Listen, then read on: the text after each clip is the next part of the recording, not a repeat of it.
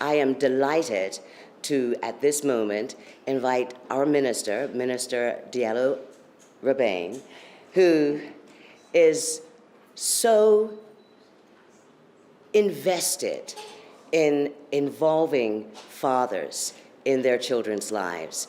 We have, throughout the past few years, put on events such as Fathers Speak, and which gives fathers an opportunity to come and talk to the minister and to students and to each other about various concerns. But this particular event, our 5th year, we are very pleased with the submissions we received. So without any further ado, I would like to invite you to put your hands together and welcome our minister, the Honorable Diallo Rabane.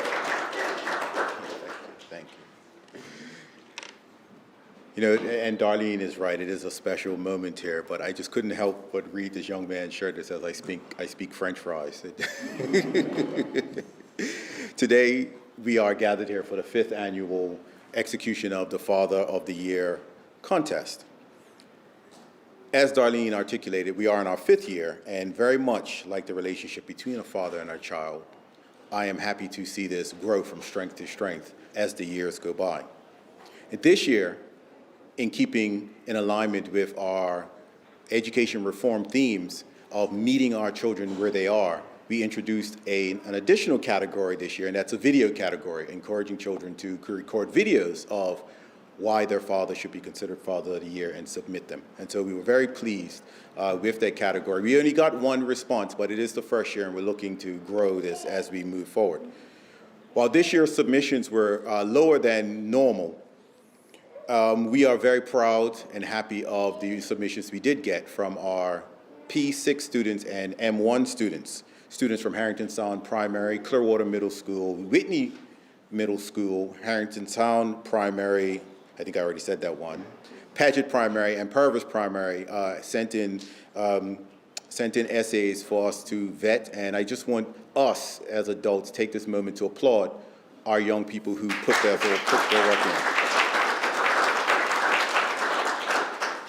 I was told that these essays were very attention-grabbing from the start, and they kept the person that we had review them and mark them quite engaged. They described relationships with their fathers in extremely important ways. I was also told it was extremely difficult to pick winners from each school, since all of the essays highlighted loving experiences and vivid, evocative language to express adoration and love for their fathers. Now, before we get on to announcing the winners, I'd like to take this time to acknowledge our prize sponsors.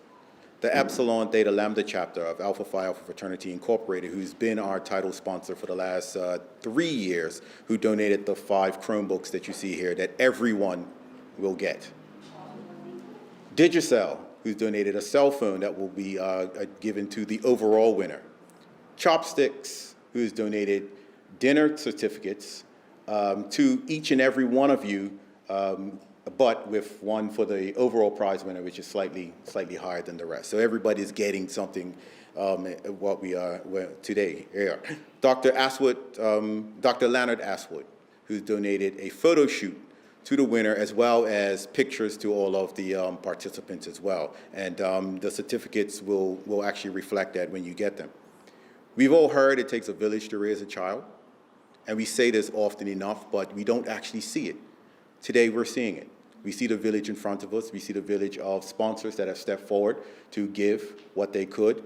And so, everyone, I want to thank you for responding in a meaningful way to show our children that the village does care. There's a saying, and it goes like this: every father should remember one day his child will follow his example and not his advice. I'm sure today the fathers and father figures that are gathered can see the joys of the possibilities of setting that example for your children to follow. And I just thank you for being the powerful examples that you have been, that have led your children to write in to say why you should be considered for Father of the Year.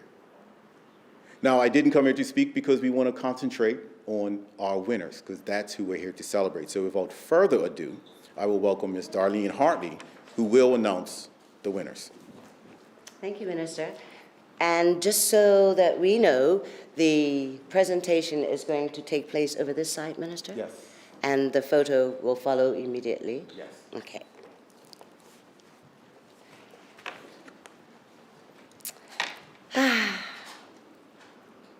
It gives me great pleasure to do this part because you get to get prizes. Okay. All right.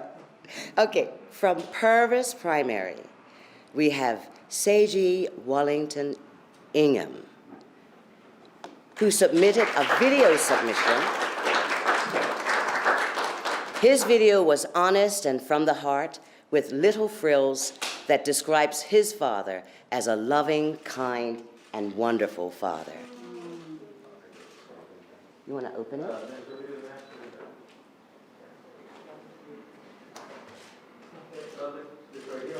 You want to take the mask off? Can we just tip that promo forward a little bit?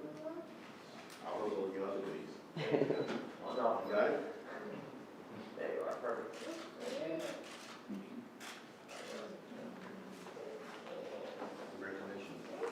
Congratulations, Seiji.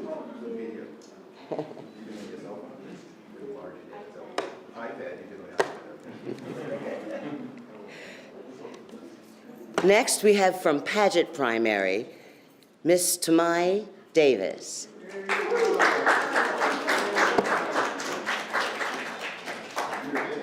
Oh, Tamai's godfather.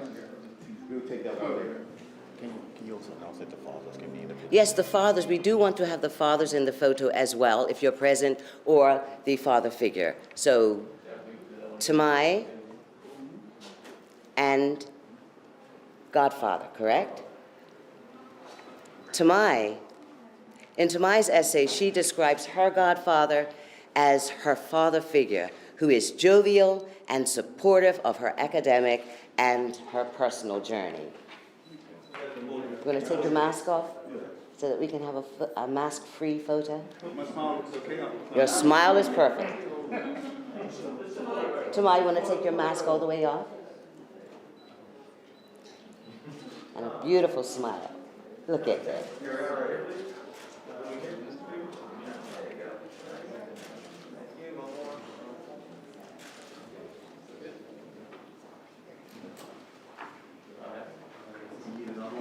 Yeah, that's all right here.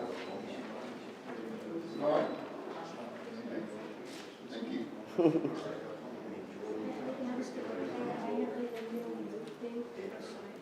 Thank you so much. It does indeed take a village to raise a child. I'm so glad that we have godfathers who step in and do their part. No. Now, from Clearwater Middle School, Jasmine Borden. Jasmine described her stepfather as a responsible, funny, and loving dad. And if you'd like to just take off your masks. Sorry, Minister, I should be passing them to you. Can't do everything. Trying to multitask here.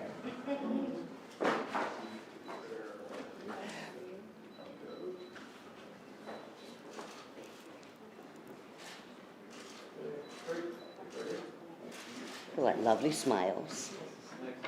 Right here?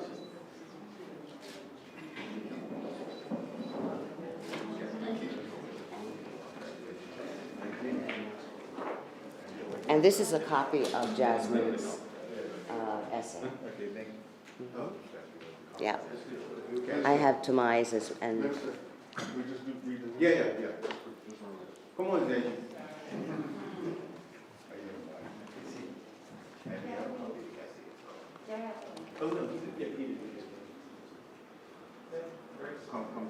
closer, yeah.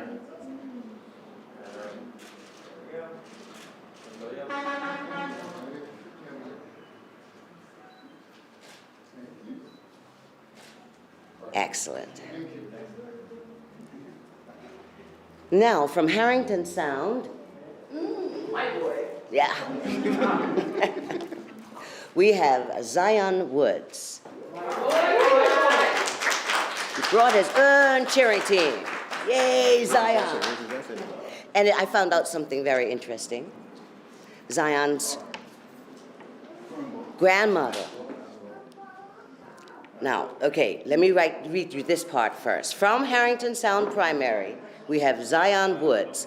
Zion defined his father as being caring and supportive. In the words of Zion, his father constantly motivates him by saying, "Zion, you got this." And it is these affirmations that encourage him to strive for personal and academic success. And it's no wonder his grandmother is the principal of West Pembroke Primary. Yes, indeed. You looking young, and I know the ones Congratulations, Zion. Okay, one more. Just call it halfling. There we go. One more time. Lovely. I think I heard somebody ask the teeth earlier. Over here, everyone?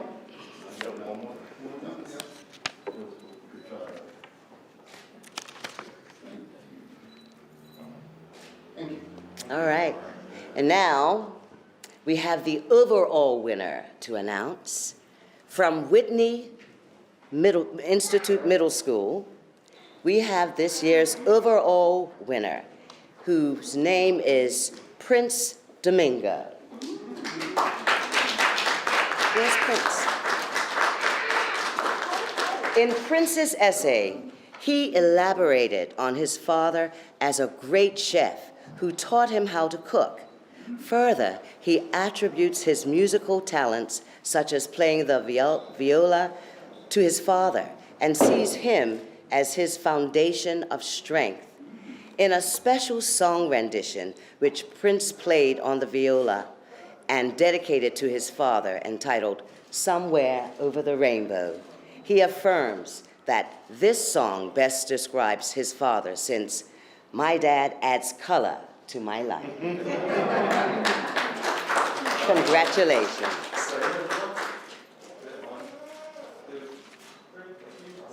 And right here, please.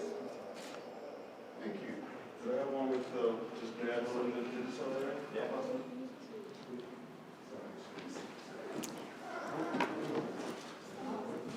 And the overall winner's prize is an iPhone 13, Chromebook, the photo shoot. So when this contest rolls around next year, you please encourage your young people to participate. With the pandemic being what it has to our community, it's wonderful that our children have an opportunity to be acknowledged and celebrated at this time. So, to all you fathers and father figures, happy Father's Day on Sunday.